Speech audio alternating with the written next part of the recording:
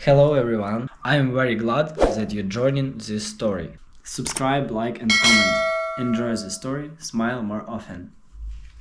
I wasn't expecting my parents to welcome me home with open arms, but I also wasn't expecting them to act like I didn't belong there at all. After my divorce, I was too exhausted to argue, too drained to explain why I needed a temporary place to regroup. I had assumed that my childhood home, familiar, creaking with years of memories, stuffed with furniture older than me, would be the easiest place to catch my breath and figure out my next steps. My plan was simple: take a month or two to get back on my feet, find a new apartment, and move on. But as soon as I walked through the front door and set my overnight bag down, I noticed something was off. The air was tense, the kind of tension you feel when people have rehearsed a conversation they don't want to have. My mother shuffled nervously in the kitchen, stirring a pot that didn't need stirring, while my father cleared his throat more times than usual. Neither of them would look me in the eye. Finally, after a few polite exchanges about the weather and how much the neighborhood had changed since I'd last visited, my mother put down her spoon and said, "We've been meaning to talk to you." That's never a good sign, is it? She glanced at my father, who looked down at the table as if searching for an escape hatch. We can't really let you stay here," she said softly, her voice trailing off at the end. I waited for the rest, the part where they explained that it was a bad time or that they were in the middle of renovations. But the next sentence knocked me sideways. "It's not really our house anymore." I blinked, confused. What did that even mean? This was the house I grew up in, the house I always came back to during holidays and family milestones. How could it not be theirs?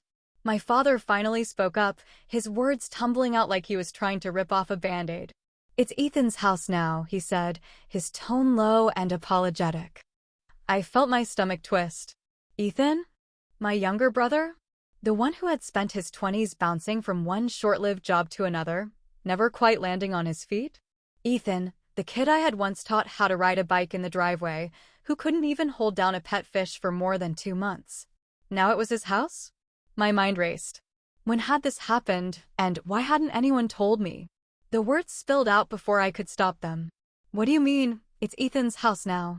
They glanced at each other, visibly uncomfortable, before my mother answered, "We signed it over to him last year. We thought it would be best. He's settled down here, and we wanted to give him some stability." Stability? The word felt like a slap. I was the one who had always been the stable one, the responsible one. I'd worked hard, paid my bills, and never asked them for a single dime. And now, when I finally needed a brief bit of support, I was being turned away. My mother went on, as if trying to justify it to herself as much as to me. "He's been helping with the upkeep, you know, and he's been really good about it." I stopped listening at that point. I couldn't process it all, couldn't wrap my head around the fact that my parents had made such a life-altering decision without so much as a phone call to let me know. I didn't cry, didn't shout, didn't even raise my voice. I just nodded, watching their faces carefully. I saw the guilt etched into my mother's expression and the faint hint of regret in my father's downward glance. But I also saw something else: relief. They were relieved to have this conversation over with, relieved to have it all settled so neatly. They thought that by telling me now, it would be done, forgotten, and I would simply accept it and move on. I nodded again and said, "Okay." I picked up my bag and walked back out the door without another word, ignoring their attempts to soften the blow with phrases like, "You understand, don't you?" and "You'll land on your feet." My face gave nothing away, but inside, a storm was starting to brew. They thought they had taken care of it all, that I would just step aside and let Ethan have what was supposed to be a shared legacy. But what they didn't realize was that they had just made the biggest mistake of their lives. When I got back to my apartment, I dropped my bag on the couch, sat down at the small, wobbly dining table I'd had since my first year of college, and just stared at the wall for what felt like hours. I wasn't crying, and I wasn't yelling. There was no point in either. I was angry, yes, but in a way that felt more like a slow-burning coal than a raging fire. Anger was too simple a word. It was more than that. I felt betrayed, humiliated, cast aside without so much as a warning. How could my own parents, the two people who were supposed to love me unconditionally, give away the one constant piece of my childhood without ever telling me. I could feel the rage simmering under my skin, but I refused to let it boil over. Instead, I opened my laptop and began typing. If my parents weren't going to explain how this all happened, then I would have to find out on my own. I wasn't naive. I knew there had to be paperwork. Houses don't just change hands on a whim. There would be deeds, transfer documents, maybe even an old will I didn't know about. I needed answers, and I knew exactly where to start. A friend of mine from college, Jamie, had gone into real estate law. We hadn't spoken in a couple of years, but I still had her number, and when I explained the situation, she agreed to help me look into it. Within days, I had copies of the property records. As I sat there flipping through the scanned PDFs, I expected to find a clean, simple transfer, something that would confirm what my parents had told me. But the more I read, the more confused I became. The records didn't show a full transfer to Ethan. In fact, they showed something much messier. According to the paperwork, the house hadn't been fully transferred to him. The title still included my parents' names, which made no sense if they had truly given it to him. There were also mentions of a will, my grandmother's will. I remembered her passing when I was in my early 20s, but at the time, I hadn't thought much about what she left behind. She wasn't a wealthy woman, but she owned that house outright, and I always assumed it went straight to my parents. What I didn't know, what I now realized, was that she had left it to both of her grandchildren. Both, not just Ethan. I stared at the line in the document over and over again. It was written clearly, not buried in legalese or fine print. My grandmother had intended for that house to be shared equally between me and Ethan, but at some point, my parents had decided otherwise. The realization hit me hard. They hadn't just failed to tell me. They had actively gone against my grandmother's wishes to favor my brother. It wasn't an oversight. It was a choice. I sat back in my chair, my thoughts swirling. My first instinct was to call my parents and demand an explanation, but I stopped myself. Confronting them head-on wouldn't solve anything, not yet. I needed more information. I needed to understand why they had done this, how they had done this, and whether it was even legal.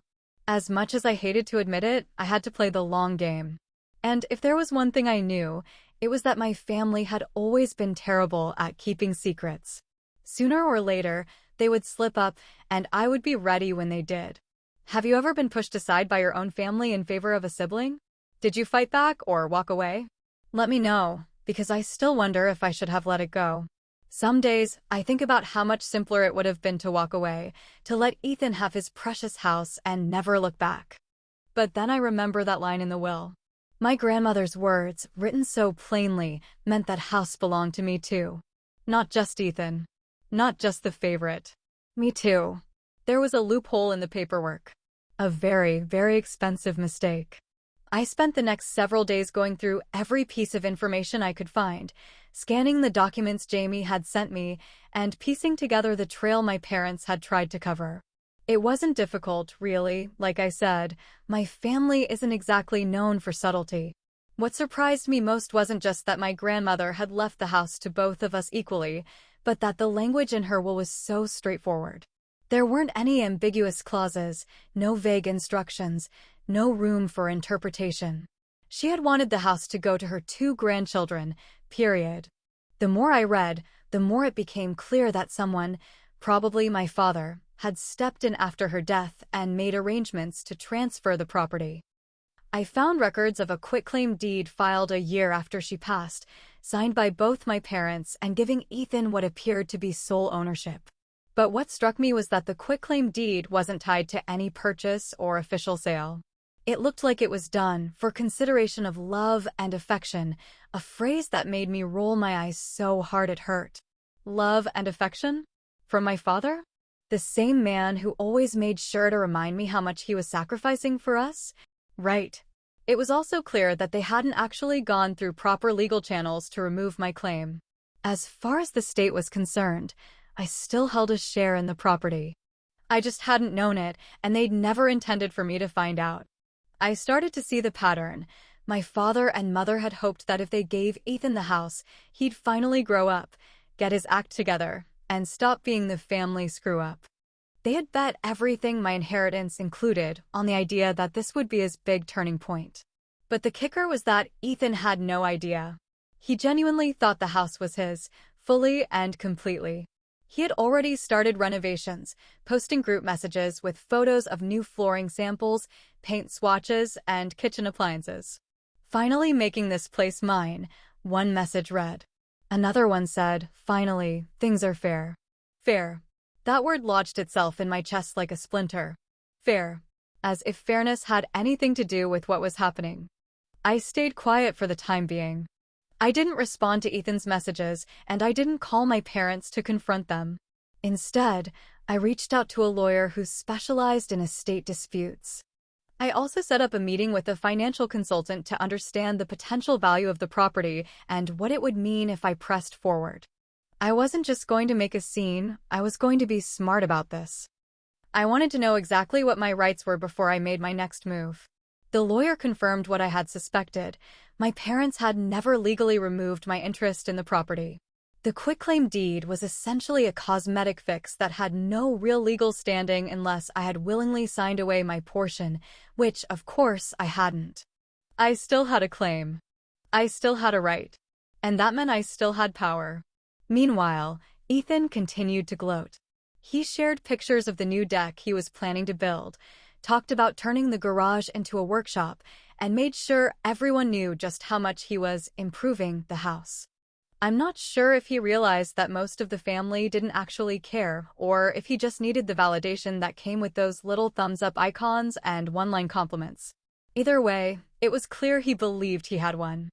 And in his mind, winning meant finally being seen as the responsible one, the stable one, the son who deserved the house after years of screwing up his own life. Ethan thought he had won. My parents thought they had outsmarted me. But the real game hadn't even started yet. I knew the letter had been delivered the moment my phone started lighting up with missed calls. It began with my father's number, which I ignored. Then came a call from my mother, who left a shaky voicemail that I didn't bother listening to. A few minutes later, Ethan tried calling as well, though I had no intention of answering him either. I simply let my phone buzz itself into silence and went about my day as if nothing out of the ordinary had happened. The letter itself was simple enough. My lawyer had laid it out in straightforward, professional terms. Since the house had never been properly transferred, I was legally entitled to half the property. The letter stated that I was demanding one of two things, either half the house's current value in financial compensation or an immediate reallocation of the deed to reflect my rightful share of ownership. The language was polite, firm, and left no room for negotiation. Within hours, I started receiving text messages. My mother sent long, rambling messages about how the situation was complicated and how I was misunderstanding their intentions. My father's texts were more blunt, accusing me of trying to stir up trouble, as if I was the one who had created this mess in the first place. Ethan, of course, sent a string of expletives, alternating between calling me selfish and accusing me of ruining his life. None of their messages changed my resolve. Over the next few days, the phone calls didn't stop. My parents tried everything: reasoning, guilt, even subtle threats about how family should stick together. Each time I saw their numbers flash on my screen, I let it ring until it went to voicemail. I wasn't interested in hearing their excuses. They had made their choices long ago, and now they were finally dealing with the consequences. Soon enough, word spread through the extended family. A cousin I hadn't spoken to in years reached out to tell me how sad it was that I was causing so much tension. Aunt Linda chimed in with her unsolicited opinion, saying I should just let it go and stop making things so messy. Even my mother's church friend sent me a Facebook message suggesting that forgiveness was the best path forward. It was clear that my parents and Ethan had been calling in favors, trying to turn the family against me. But I wasn't interested in their attempts to guilt me. I knew what I was entitled to, and I wasn't going to let them shame me into silence.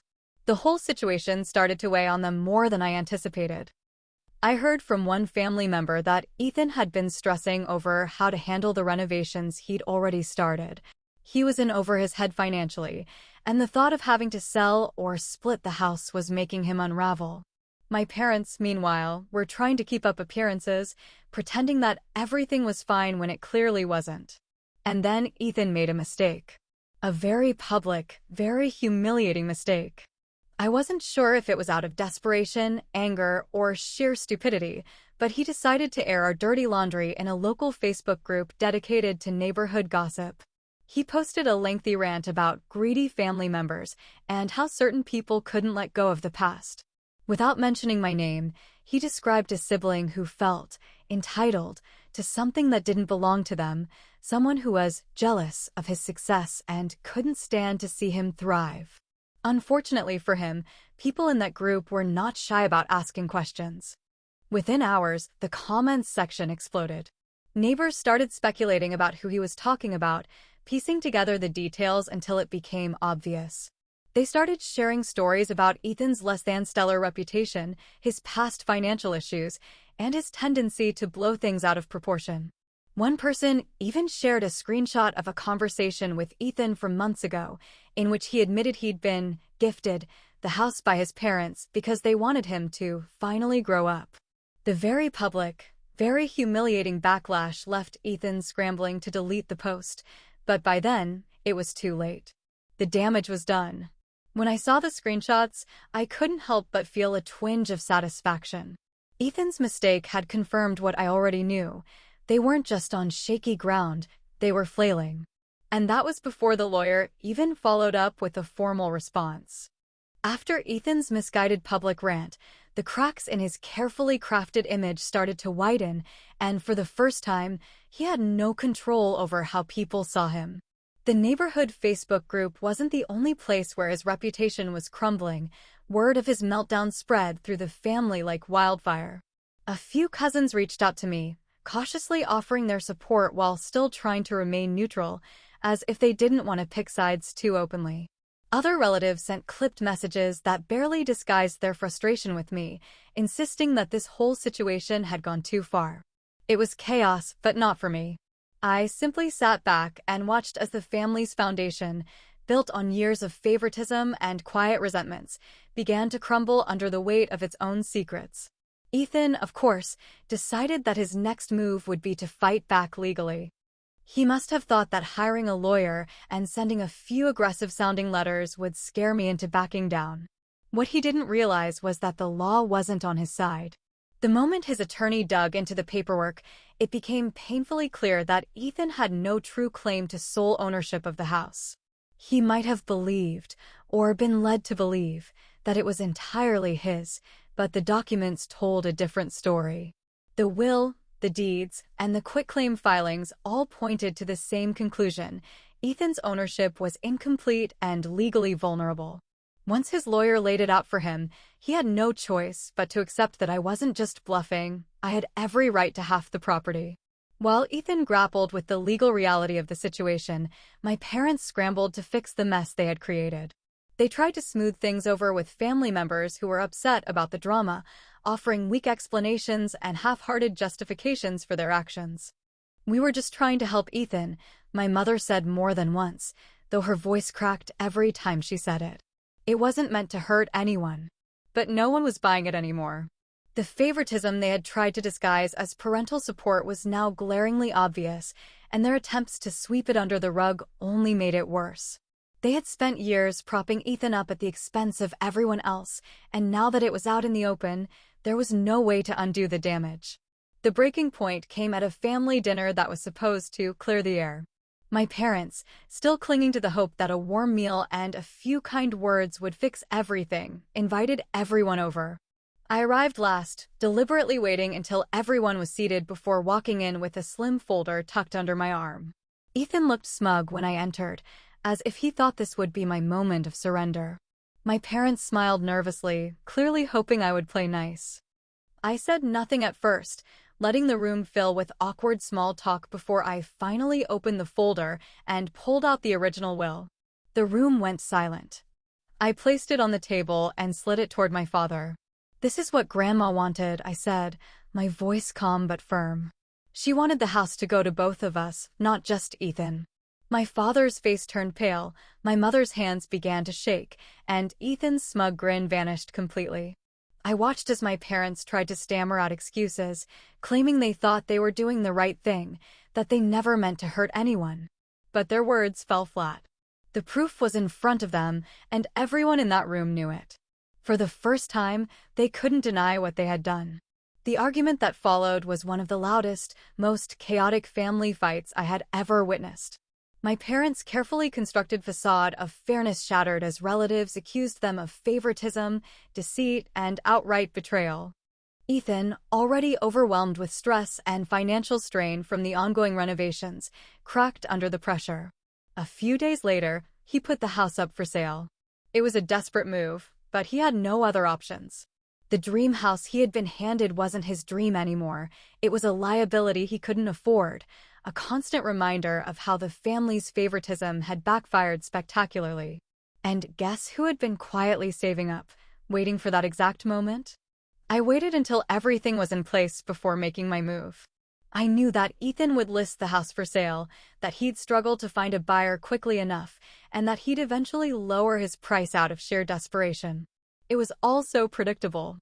I had quietly worked through a third-party buyer, someone who would make the offer on my behalf, so that no one would suspect the real plan until it was too late. And once the sale was finalized, I remained silent. I didn't boast, didn't gloat, and didn't send so much as a single text message to the family. I simply waited. When move-out day finally came, I drove to the house without saying a word to anyone. I parked down the street, watching as Ethan and my parents lugged boxes out the front door, their faces worn and tired. They moved like they were in a daze, probably still trying to process how everything had gone so wrong, how their well-laid plans had fallen apart so completely. My father barked out orders that no one listened to, my mother wrung her hands nervously, and Ethan just looked defeated, as if the weight of the entire situation had finally crushed him. I stepped out of my car and walked up to the house just as they were carrying the last box. They didn't notice me at first, too busy bickering about where to put the mover's truck and who had forgotten to pack the bathroom towels. But when I walked up the driveway, their heads snapped toward me. My father frowned, my mother's eyes went wide, and Ethan froze mid-step, the box in his hands nearly slipping to the ground.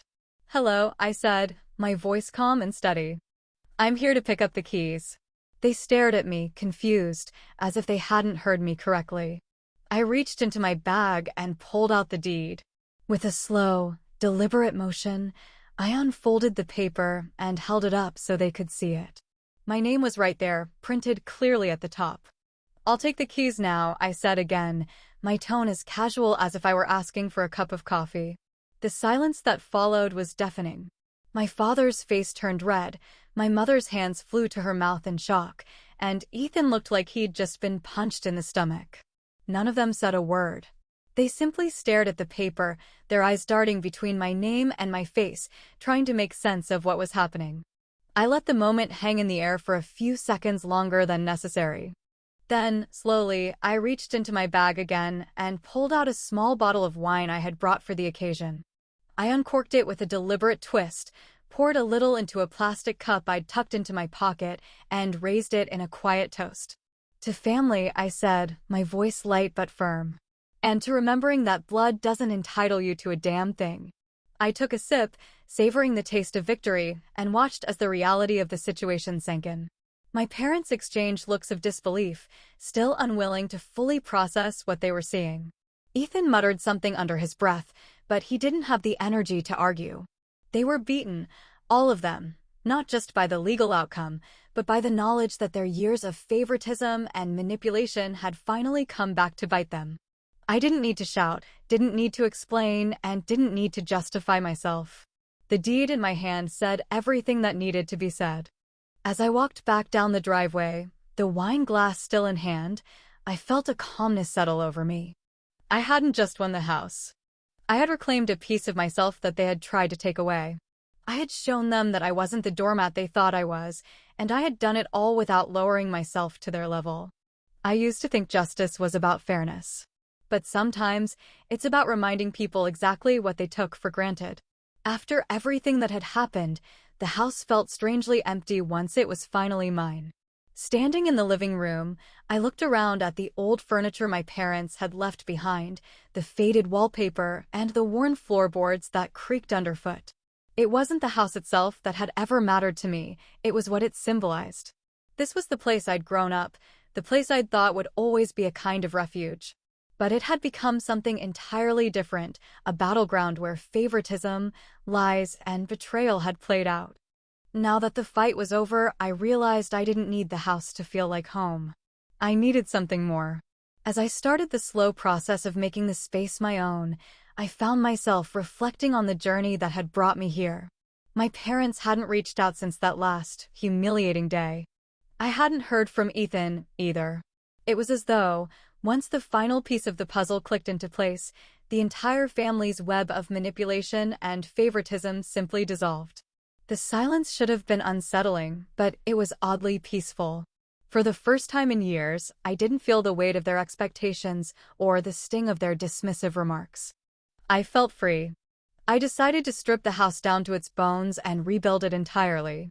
I sold off the outdated furniture, ripped out the old carpets, and started painting the walls in colors that felt brighter, fresher. I replaced the heavy, imposing curtains with light, airy drapes that let the sun pour in. I planted a small garden out back, something my grandmother had always talked about but never got around to doing. With every nail I hammered, every brushstroke of paint, I could feel the house changing into something new, something that truly belonged to me. Neighbors stopped by occasionally, some of them offering curious glances as they passed by. A few even asked about Ethan and why he'd moved out so suddenly. I never gave them the full story, just smiled and said he decided it wasn't the right fit for him. They didn't press, and I didn't elaborate. I didn't need to rehash the past. I was too busy building a future. One afternoon, while sorting through the old boxes in the attic, I found a dusty photo album. Inside were pictures I hadn't seen in years, my parents at their wedding, my grandmother in her garden, Ethan and me as kids on Christmas morning. I sat down on the floor and flipped through the pages, lingering on the memories that felt genuine. I remembered that there were good times, that not everything was about the favoritism or the fights. But even as I felt a pang of nostalgia, I knew I couldn't let those moments erase what had happened. Those memories were part of the story, but they weren't the whole story. And they wouldn't dictate how I lived in this house going forward. As the months went by, the house became less of a reminder of what I'd endured and more of a testament to what I'd overcome. I filled it with things that made me happy, bookshelves overflowing with novels, cozy rugs, artwork from local artists. I invited friends over for dinners and movie nights, and slowly, the house began to feel alive again. It wasn't just a house anymore. It was a home. One evening, I poured myself a glass of wine and sat on the back porch, looking out at the garden. The sun was setting, casting everything in a warm golden light. I thought about the fight, the legal battles, the letters, and the silence that followed. I thought about how I'd started this journey feeling angry, hurt, and betrayed, but I ended it feeling something entirely different: peace. This house wasn't just the scene of a victory. It was a fresh start. A place where I could finally move on, not because I had won something, but because I had let go of what I didn't need. As I took another sip of wine, I raised my glass once more, but this time there was no audience, no need for a pointed toast. It was just me, sitting quietly in a home I'd built for myself, knowing that I didn't need their validation or their approval. I had made it on my own terms, and that was all that mattered.